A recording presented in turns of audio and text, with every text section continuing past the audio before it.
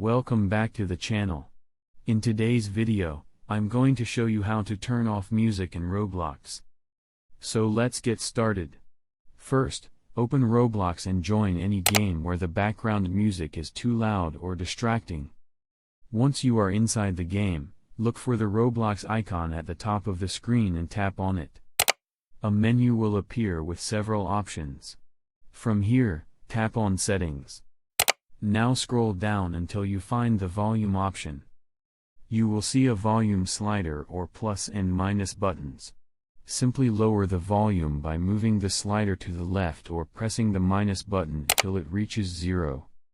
Once the volume is set to 0, all game sounds and music will be muted. Now close the settings menu and return to the game.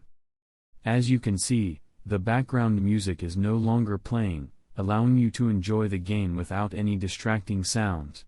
And that's it. If you like this video, make sure to give it a thumbs up, then subscribe to the channel, and don't forget to press the bell icon so you never miss any new updates.